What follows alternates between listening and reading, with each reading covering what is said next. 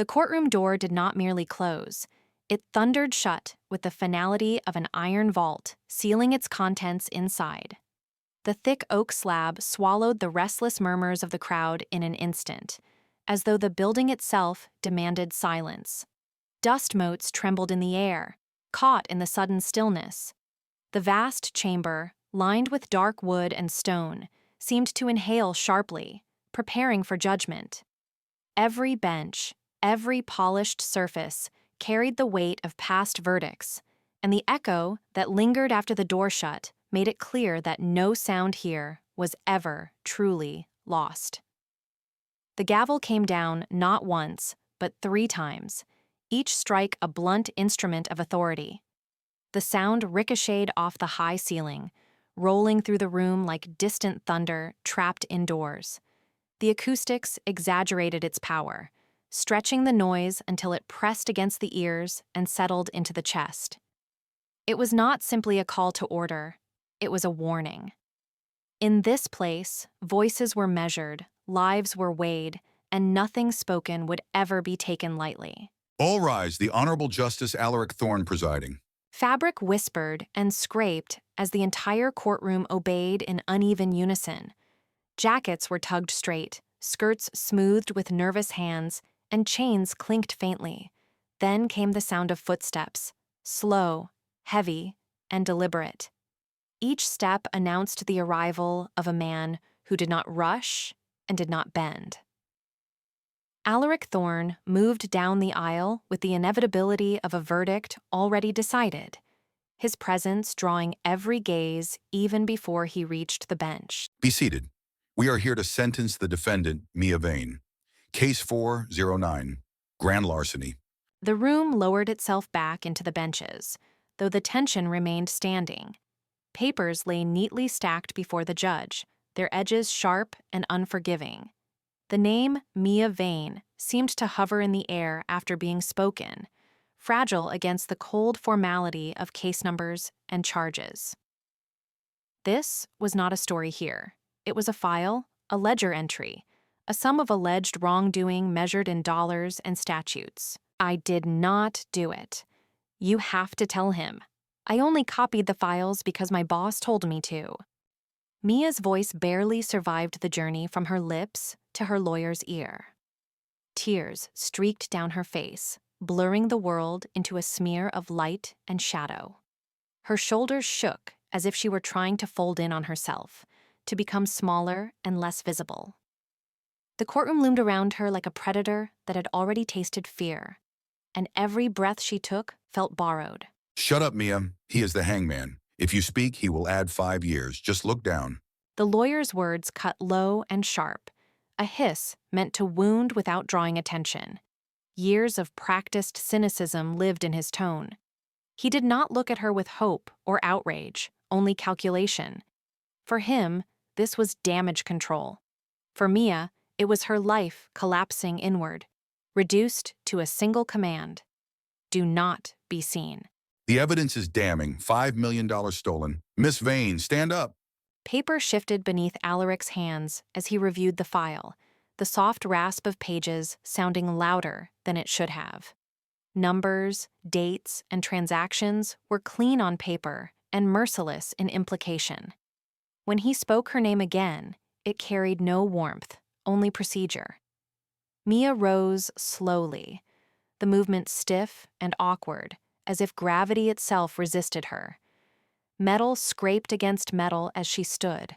The chains around her wrists rattled, a cruel percussion that announced her status to the room. They were too heavy for her slight frame, pulling her hands downward and forward, forcing her posture into submission. The sound echoed, and with it came a collective awareness that she was already marked as guilty in the eyes of many. Look at me. Your Honor, please. Her plea was barely formed, trembling at the edges, like glass about to shatter. Slowly, she lifted her gaze. Fear lived openly in her eyes, wide and unguarded. There was no defiance there and no practiced lie, only desperation and a fragile hope that someone might see her as more than a charge sheet. Inside Alaric Thorne's mind, the world slowed and deepened.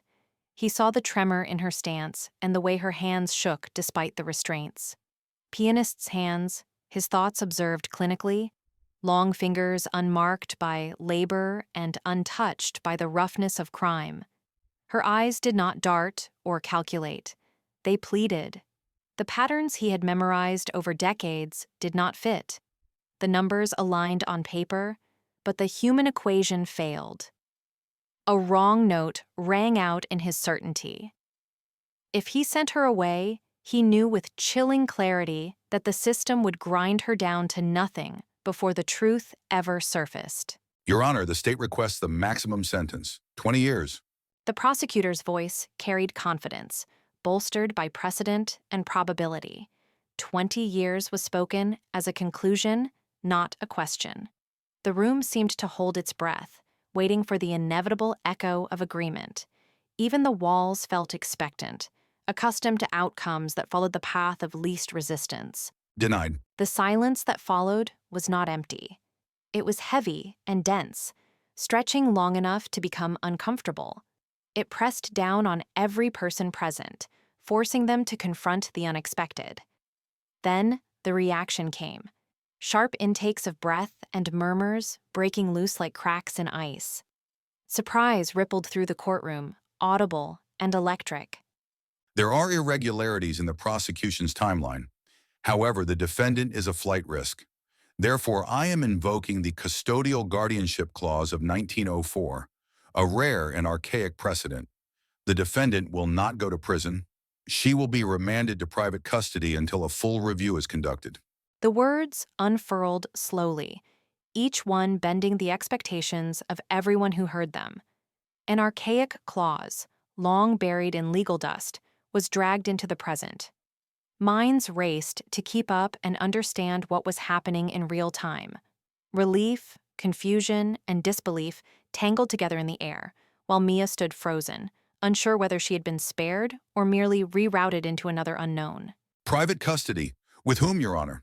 The question cut through the haze, blunt and incredulous. This was not how things were done. Eyes shifted back to the bench, searching Alaric's face for some sign of explanation or perhaps error. With me. Court adjourned. His gaze locked onto Mia, unwavering and deliberate. In that look was authority, but also resolve, edged with risk. The gavel struck once more, a single decisive blow that ended all debate. The sound rang out, final and irrevocable. Whatever this case had been moments before, it was now something entirely different, and everyone in the room knew they had just witnessed the law bend in a way they might never see again. The back seat of the luxury black sedan felt less like a place of comfort and more like a moving vault. Rain lashed the roof in relentless sheets, each drop striking the metal with a hollow, rhythmic insistence that blurred the city outside into streaks of gray light. The windows were tinted, sealing the night away, and the air inside carried the faint scent of leather and ozone, as if the storm itself had been trapped in the cabin. Mia sat rigid against the seat, her wrists bound in cold steel that bit into her skin with every jolt of the road. The handcuffs were a constant reminder of how completely her control had been stripped away. Each subtle movement sent a dull ache up her arms, and fear pooled in her chest, thick and suffocating, as she tried to understand how a single night had twisted her life into this confined, rain-soaked nightmare. You cannot do this. This is kidnapping. You are a judge. Across from her, Alaric appeared almost indifferent to the storm of accusations and weather alike. He held a thin file open in his hands, the pages catching the dim interior light as his eyes moved calmly from line to line. His posture was relaxed, composed to the point of cruelty, as though the situation unfolding beside him was merely an intellectual exercise rather than a human crisis. It is not kidnapping. It is a legal remand. Would you prefer the state penitentiary? I hear the showers are quite cold. Why? Why did you take me? At that, Alaric finally paused. He lifted a hand and removed his reading glasses with deliberate care, folding them as if time itself had slowed to accommodate the gesture. When he looked at her, his gaze was sharp and assessing, the kind that weighed facts instead of feelings, measuring her worth not as a person, but as a variable in a much larger equation. Because you are innocent, or at least you are too stupid to be guilty. Someone framed you, Mia, and if you go to prison, whoever framed you will have you killed to keep you quiet. So you are saving me? I am preserving evidence. You are the evidence. The space between them closed as Alaric leaned forward. The subtle shift of his weight seemed louder than the rain outside. A small metallic key glinted briefly in his fingers, catching the light before disappearing toward her restrained hands. The moment stretched, tension coiling tight as her breath hitched in anticipation of what the gesture truly meant. Give me your hands. The key slid into the lock with surgical precision.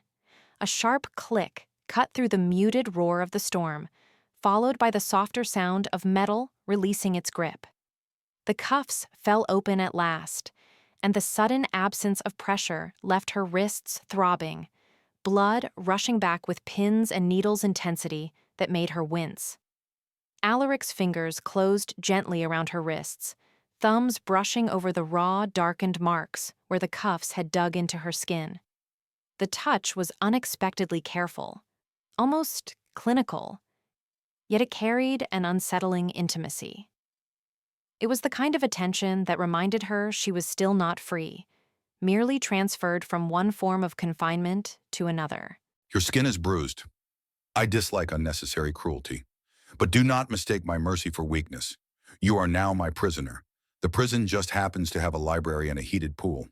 If you try to run, I will hunt you down with the full weight of the law.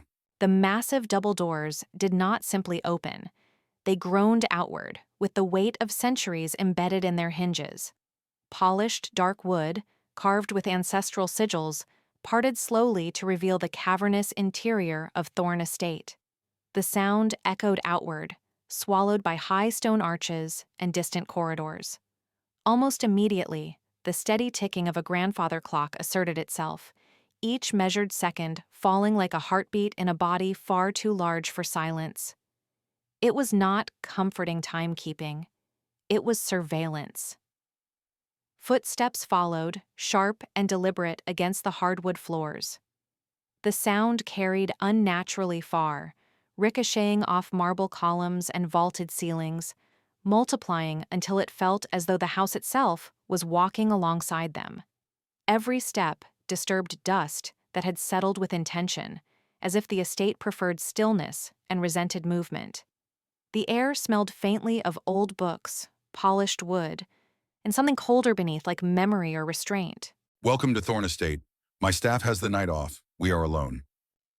Alaric's voice did not rise to meet the scale of the space. It cut through it with quiet authority. He did not need volume. The walls leaned in to listen. His presence seemed calibrated to the estate, as though both man and house shared the same blueprint, precise, imposing, and intolerant of disorder.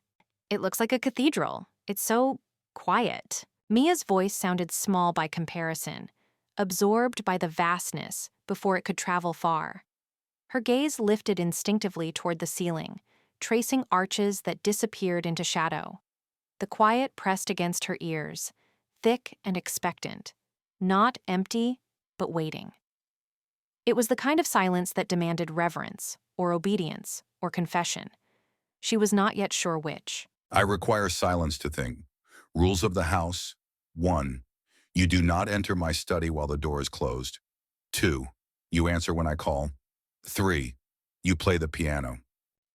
He listed the rules without pause or invitation for response, as though reciting natural laws rather than personal demands. With each rule, the space seemed to constrict subtly, the air tightening around Mia's shoulders. These were not guidelines. They were boundaries etched into the architecture itself, enforced by habit and expectation rather than threat. What? The single word slipped out before she could stop it, brittle with disbelief. Her eyes searched his face for some sign of humor or exaggeration. She found none, only patience, thin, sharp, and dangerous. I haven't heard music in this house for 10 years. Play something, now. As he spoke, Alaric extended one gloved hand toward the corner of the room. There, half submerged in shadow, sat a Steinway grand piano, its black lacquer gleaming dully under low chandeliers. It looked untouched, preserved like an artifact rather than an instrument, its closed lid holding in a decade of silence, like a held breath. I haven't practiced. My hands are shaking.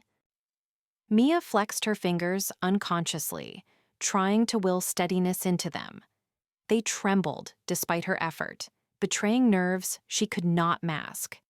The piano seemed impossibly large up close, its keys a stark procession of white and black judgment.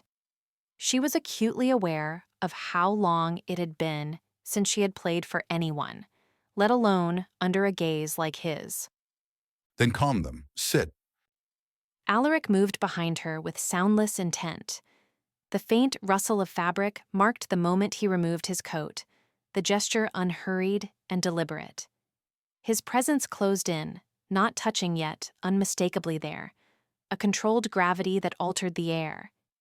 He did not guide her physically. The command alone carried weight. Mia lowered herself onto the piano bench. The leather was cool beneath her palms as she steadied herself.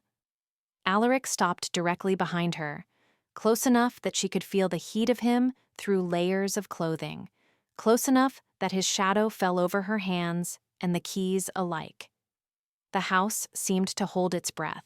Play Nocturne in C-sharp minor. It fits the mood. Sad, tragic, beautiful. His voice dropped low at her ear, intimate and precise, each word measured. The choice was not a suggestion, it was a diagnosis. The piece hovered between sorrow and restraint, demanding vulnerability from the fingers that dared attempt it. Mia swallowed, nodded once, and placed her hands on the keys.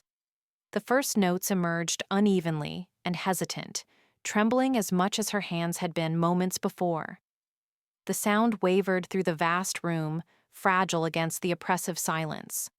Slowly, breath by breath, the music steadied. Her fingers remembered what fear had tried to erase. Emotion poured into the melody until the nocturne flowed rich and aching, filling the estate with something it had not known in years. Somewhere behind her, ice clinked softly against glass. The sound was casual, almost indulgent, a counterpoint to the raw sincerity unfolding at the piano.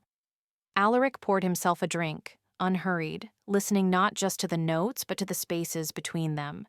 The hesitation, the longing, the innocence laid bare. Yes, that is the sound of innocence. I will destroy anyone who tries to cage those hands. He spoke to himself, but the promise echoed outward, threading itself into the walls, the clock, and the lingering vibration of the final notes. It was not tenderness that colored his vow, but possession, fierce and absolute. The music faded, but the silence that followed was no longer empty. It was claimed. Late night had settled over the house like a held breath. Beyond the tall windows, the storm ruled the sky with unchecked authority. Rain lashed against the glass in relentless sheets, while thunder rolled low and distant. The wind prowled around the corners of the building, carrying a cold that clung to the walls. The living room was dim, lit by a solitary lamp that cast long shadows and made the space feel solemn. Mia stepped quietly into the living room. She hesitated at the threshold, shoulders drawn inward. Across the room, Alaric sat in an armchair with his judicial robe draped over him. A book rested in his hands, though his attention seemed trapped elsewhere. "Justice Thorne?" The sound of her voice cut gently through the quiet. Alaric closed the book with measured calm and straightened in the chair. the robe reminding both of them of its weight. Alaric, when we are home, it is Alaric. Why are you awake? Mia stepped forward into the lamplight. Exhaustion showed beneath her eyes as her hands fidgeted at her sides. Sleep had avoided her, leaving restless thoughts behind. I cannot sleep. I keep thinking about the trial. Why are you still wearing the robe? Alaric looked down and touched the black fabric at his chest. The robe carried memory, duty, and consequence stitched together. It reminds me of who I am and who I must be. It is a heavy weight, Mia. Judgment. Deciding who lives and who dies. The words pressed down on the room. Thunder rolled outside as Mia swallowed and steadied her breath. Do you think I am bad? Alaric rose and walked toward her with deliberate steps. The robe swished around him, making him seem larger than life. I think you are a victim. You are shivering. Are you cold or are you afraid of me? Mia hugged herself as her shoulders trembled. She struggled to meet his gaze beneath the weight of the robe. Both. You look giant in that robe, like a dark wizard. A low laugh escaped Alaric as he shrugged off the robe. It fell to the floor with a heavy, final thump. A wizard? No, just a man with a gavel. Better? Without the robe, he seemed more human. Beneath it was a tailored suit, immaculate even at this hour. You are wearing a suit underneath. Alaric smiled faintly and took her hands with careful movements. I am always prepared. Come here. I need to check your wrists. The handcuffs left marks. He guided her toward the lamp and applied ointment to the faint red impressions on her wrists with gentle care. Does it hurt? Mia watched his hands, struck by their tenderness. A little. Your hands are gentle for a hangman. Alaric lifted her wrist, his expression softening. I only hang the guilty. The innocent I protect. He pressed a brief kiss to her wrist, then straightened with quiet resolve. Go to bed, Mia, before I forget that I am a judge and you are my ward. The library breathed like a living thing. Shelves rose to the ceiling, their spines dark and worn, holding decades of secrets and dust. Outside, rain threaded down the tall window panes in silvery veins, tapping with a patient insistence that blurred the city lights into watercolors. The fireplace crackled low and steady, casting amber shadows that stretched and recoiled across the room, warming the chill that crept in with the storm and wrapping the space in a hushed, conspiratorial calm. A ladder leaned against the shelves at a precarious angle, its wooden rungs polished by use. Mia climbed carefully, the soft rasp of her movement swallowed by the rain. Each step lifted her higher into the stacks, where the air smelled older and heavier. From below, the ladder seemed to sway with every shift of her weight, a quiet threat masked by the cozy glow of the fire. Alaric, I found something in the case files you brought home. Footsteps thundered down the hall, urgency slicing through the room's calm. Alaric burst into the library, coat half off, eyes already searching upward. The sight of her perched above him tightened something in his chest, fear flaring hot and sharp as the ladder creaked under her. Get down from there, you'll fall. He reached her just as she shifted, hands firm and unyielding as they circled her waist. The world narrowed to the simple physics of balance and gravity as he lifted her down, her boots touching the rug with a soft thud.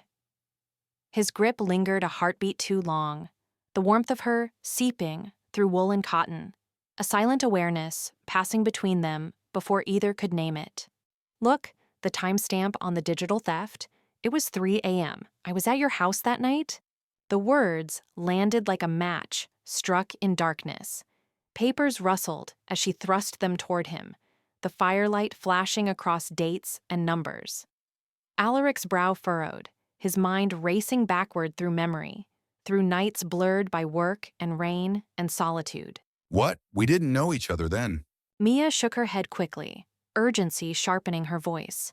The rain outside swelled, drumming harder against the glass as if echoing her insistence, as if the night itself were leaning closer to listen. No. I was passing by. I dropped a library book in your mailbox. I remember seeing your lights on. My phone GPS will prove I was nowhere near the office. Alaric turned back to the documents, scanning them with ferocious focus. His jaw clenched, teeth grinding as the truth assembled itself piece by piece. Each line confirmed what his instincts had whispered all along, and anger coiled tight and venomous in his gut. You are right. This proves you weren't in the building. Why didn't your lawyer use this? The fire popped loudly, a sharp punctuation to the question. Mia's shoulders sagged, the fight momentarily draining from her as old frustration resurfaced. He said it didn't matter. Alaric's expression darkened.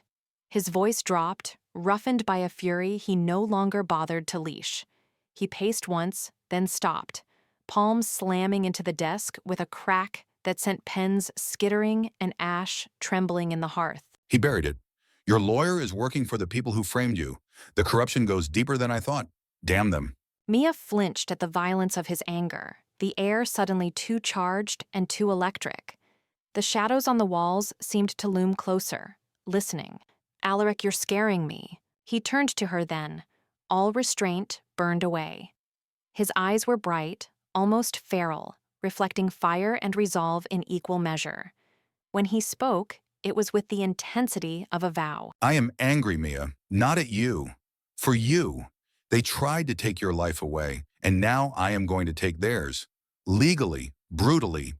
You are brilliant, beautiful and brilliant. His hands framed her face, thumbs warm against her cheeks. The room seemed to tilt, breath and heartbeat loud in her ears, the storm outside fading into a distant roar. Kiss me, Alaric, please. He froze, spine rigid, duty and desire colliding in a silent battle. The firelight flickered across his face, illuminating the conflict etched there. I cannot. It is a violation of ethics. You are vulnerable. I am in power. Mia stepped closer, defiance soft but unyielding, her courage burning brighter than fear. Screw ethics. I am the jury, and I find you guilty of wanting me. A low groan escaped him, surrender finally cracking through discipline. The rain surged outside as if in triumph. Order in the court. He kissed her then, the moment charged and consuming. It was not gentle. It carried the weight of command and confession, of restraint shattered. The world beyond the library fell away, leaving only the undeniable truth of them colliding in the glow of the flames. The night shattered without warning. Somewhere below, glass exploded inward, the sharp, violent sound echoing up through the house like a gunshot of its own.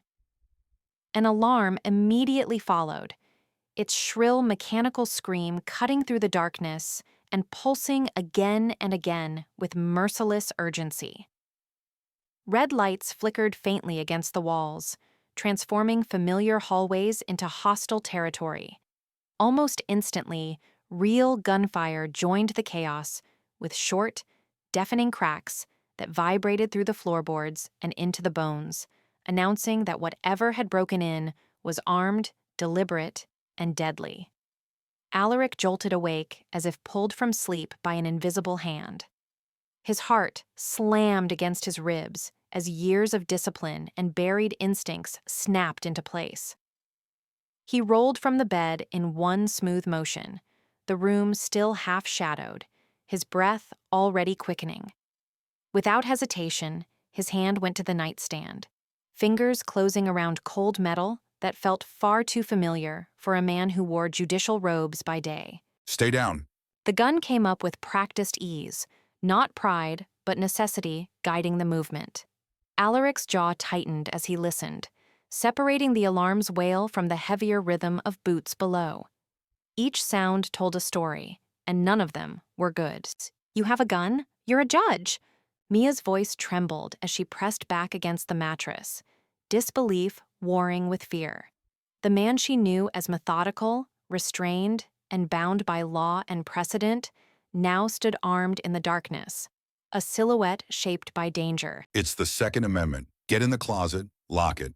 There was no room for debate. His tone carried the weight of command, the kind that left no space for argument. He crossed the room quickly, ushering her toward the closet as another distant shot rang out. The house no longer felt like a home. It was a structure under siege, each second narrowing their chances. Alaric stepped into the hallway, where the air was cooler and heavy with tension. Footsteps thundered from below, fast and coordinated, not the sloppy panic of amateurs. He moved forward with every sense sharpened, the alarm still screaming as if to warn the world that the line between safety and violence had already been crossed. The exchange of gunfire was sudden and brutal. Muzzle flashes briefly lit the corridor like violent lightning. Each report echoed and overlapped with the alarm until sound itself became disorienting. Then came the unmistakable thud of a body hitting the floor, dead weight and final. Silence rushed in behind it, thick and unnatural. Security, perimeter breach. His shout tore through the quiet, a reflex meant to summon help even as he knew it might already be too late. He stood there with his chest heaving, listening for any sign of movement, any breath that did not belong to him. At last, the noise receded. There were no more footsteps and no more gunfire, only the distant alarm and his own breathing. Alaric approached the closet door slowly, with every muscle coiled, and opened it with care, light spilling in on a terrified figure within. "Is it over?" She was crying openly now, tears streaking her face, her hands clenched as if holding herself together by sheer will.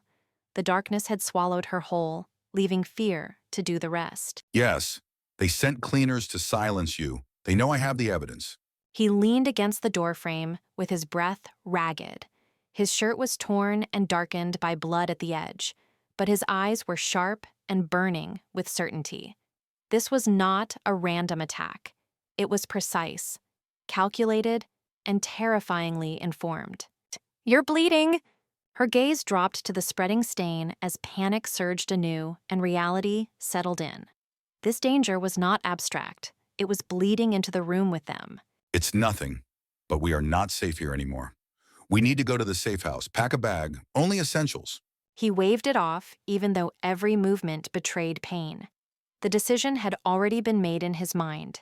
This house was compromised, its walls no longer capable of protecting what mattered.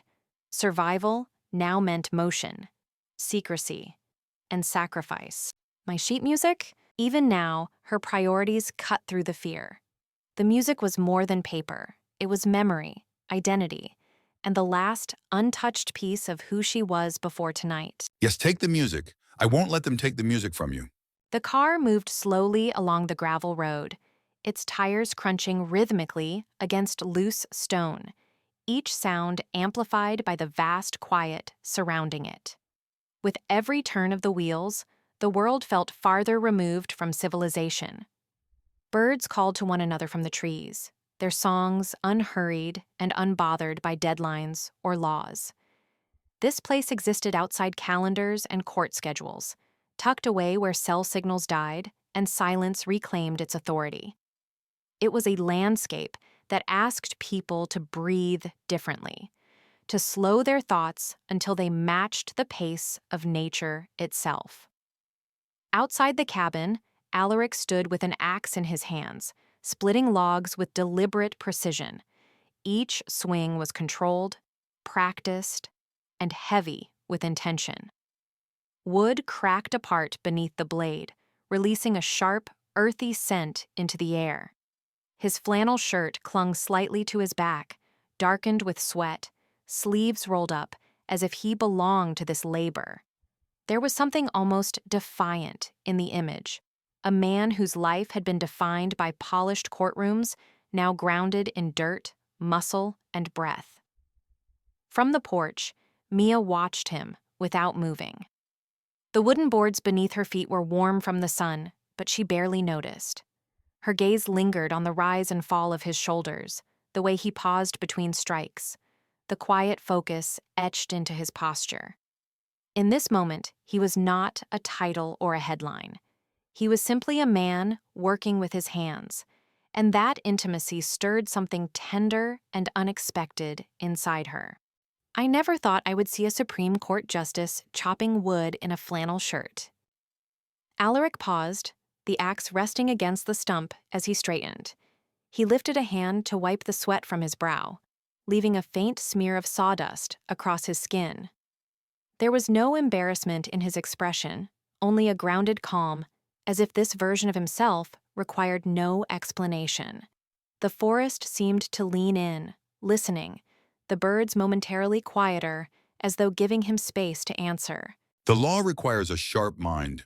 Survival requires a sharp axe. Come here. Mia stepped off the porch, her boots brushing against gravel and fallen pine needles as she crossed the small clearing. The air felt different closer to him, warmer and heavier, with the scent of wood and effort. When she reached him, Alaric's hand found her waist with quiet certainty, guiding her onto a wide tree stump. The wood was rough beneath her fingers, solid and real, anchoring her to the moment as surely as his presence did. We are off the grid, no phones, no court, just us. Does that frighten you? The question hung between them, not accusatory, but searching. Around them, the forest remained indifferent and eternal. No buzzing notifications and no distant sirens, only wind through leaves and the faint echo of the axe settling into the earth. Alaric watched her carefully, aware that what he was offering was not just isolation, but a stripping away of identities they both wore too often. No, being in the city frightens me. Here, with you, I feel free. Her words settled into him slowly, heavier than any verdict he had ever delivered. Alaric reached up, his fingers brushing gently through her hair. The touch was tentative and reverent, as though he feared that too much pressure might break the fragile peace they were standing inside. His thumb lingered near her temple, memorizing the warmth there. You should not. I am an old man, Mia, set in my ways. I am hard to live with. I leave the cap off the toothpaste. I read until 4 in the morning. There was vulnerability in the confession, hidden beneath the casual humor. These were not complaints, but warnings, small truths offered honestly. He had spent a lifetime shaping rules for others, yet here he was, laying out his flaws like evidence, trusting her to see them and stay anyway. And I play the piano too loud, and I steal the blankets. We are a mess. For a brief second, Alaric seemed caught off guard. Then a laugh broke free from him, deep, rare, and unrestrained. It echoed against the trees, startling a bird into flight. The sound carried relief, acceptance, and something dangerously close to joy, as if he had forgotten how it felt to laugh without restraint. A mess, but a perfect mess. Before she could respond, he lifted her effortlessly, her breath catching as the ground slipped away. Her arms instinctively wrapped around his shoulders, the world narrowing to the steady beat of his heart and the strength beneath his calm exterior. The cabin door waited, just a few steps away, quiet and unassuming, holding the promise of warmth and privacy. Let us go inside. I want to show you that I can be unstructured. The satellite phone shattered the stillness with a sharp, metallic ring, a sound too clean and too loud for the room it occupied. It carried with it the suggestion of distant places and sealed decisions, of signals bouncing off unseen machinery in the sky. The air felt taut, as if the walls themselves were holding their breath, aware that this call would carve a before and an after into the lives standing within its reach. Thorne speaking. Good. You have the warrant? Excellent. Alaric's posture did not change as he listened, but something hardened behind his eyes, a quiet certainty settling into place. When he ended the call, his thumb lingered on the phone for a fraction of a second longer than necessary, as though he could still feel the echo of authority vibrating through it. The line went dead, and with it, a long chapter of carefully restrained fear. It's done. The words fell into the room with deliberate weight. They were not spoken loudly, yet they seemed to press against every surface, demanding attention. Finality clung to them, heavy and irreversible, like a gavel striking wood in a courtroom that existed far beyond these walls. The FBI raided your boss's office. They found the real ledger. He is in custody. Your lawyer is disbarred and arrested. Mia's breath hitched as the implications unraveled inside her. The careful architecture of lies and threats that had surrounded her for so long began to collapse, beam by beam. Relief surged first, wild and uncontained, followed immediately by disbelief, the mind's stubborn refusal to accept salvation when it finally arrives. It's over, I'm free. Tears spilled without warning, hot and relentless, tracing paths down her face as though her body had decided before her mind could catch up. Each sob carried months of swallowed panic and sleepless nights, echoing the fragility of someone standing at the edge of a life she barely remembered how to live. You are exonerated. We can go back. The silence that followed was not empty. It stretched, thick and charged, filled with questions neither of them had dared to voice until now. Mia's gaze drifted, unfocused, as if she were searching the room for a map to a future that no longer had clear lines or borders. Go back to what? My old apartment? My lonely life? Her words were edged with uncertainty, not accusation, but fear. Freedom, once abstract and desperately desired, now loomed as something vast and impersonal. The idea of returning to quiet rooms and unanswered evenings felt less like victory and more like another kind of sentence. To your freedom. You can date men your own age. You can travel. You can leave me. Alaric listed the options as if reciting statutes, each possibility measured and controlled. Yet beneath the composure, something strained. The pause before the final words betrayed him, a crack in the judicial calm where personal cost briefly surfaced before being sealed away again. Is that what you want? To be alone in your big house again? He turned away from her, the movement slow and deliberate, as though he needed distance to armor himself. His shoulders squared, his gaze fixing on nothing in particular, retreating into the role that had always offered him clarity when emotions threatened to blur the lines. It is what is right. I am a judge. I follow the rules. The rule is this. The guardian releases the ward when the danger is past. The words sounded official, almost ceremonial, echoing with the authority of law books and oaths sworn long ago. Yet in the quiet that followed, it was impossible to ignore how human the cost of that rule truly was, how much it asked both of them to surrender in the name of principle. Then I break the rule, she straightened, something resolute igniting beneath the fading tears. The fear that had once defined her no longer held the same power. In its place stood defiance, imperfect but sincere, a declaration born not of ignorance, but of choice. I object, Your Honor. Months had passed since the last time this courtroom had held its breath, yet the air remembered. Sunlight filtered through the high windows like a restrained witness, illuminating rows of polished wood scarred by history and expectation. The gallery was full again, bodies pressed together, anticipation vibrating through suits, dresses, and notepads. Time had not softened the gravity of this place. It had sharpened it. Every bench, every seal, every flag seemed to lean forward, waiting for the final words that would seal a reckoning long delayed. The gavel came down with a sound that was more than noise. It was punctuation. The crack echoed off marble and memory, rippling through the room and striking the collective spine of everyone present.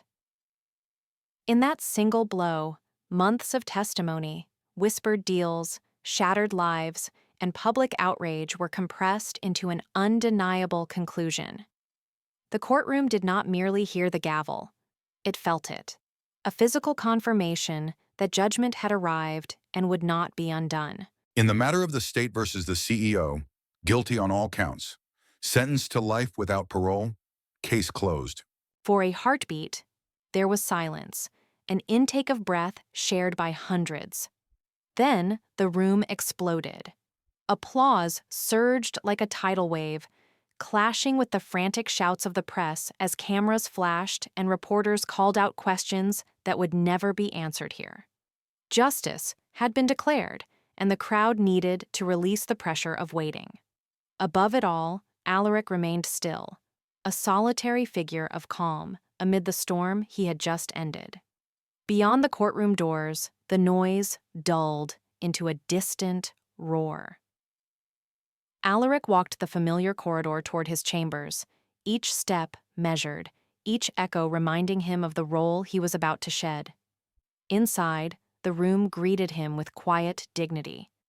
He loosened his shoulders and removed his robe slowly, folding it with the care of a man who understood the weight it carried. Authority slipped from his frame, leaving the man beneath. She was already there.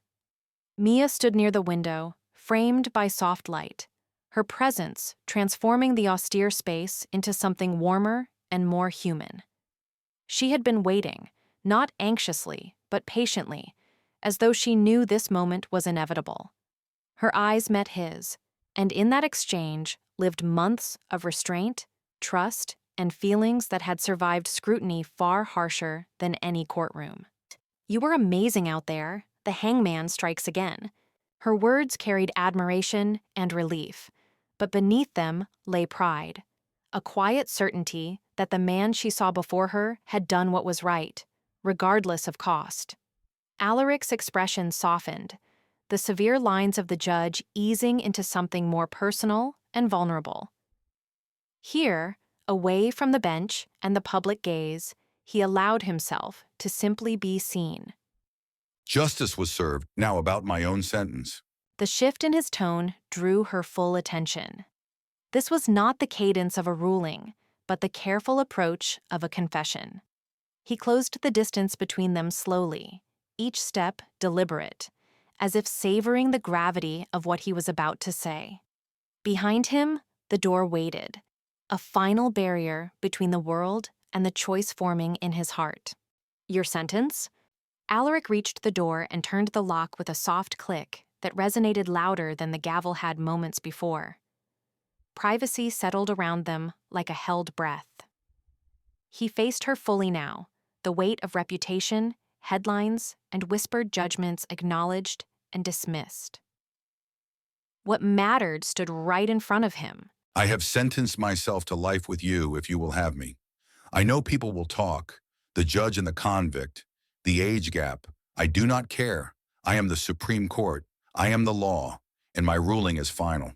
Each word landed with intention, not arrogance, but certainty. This was a man who had spent his life weighing consequences, and he had already measured them all.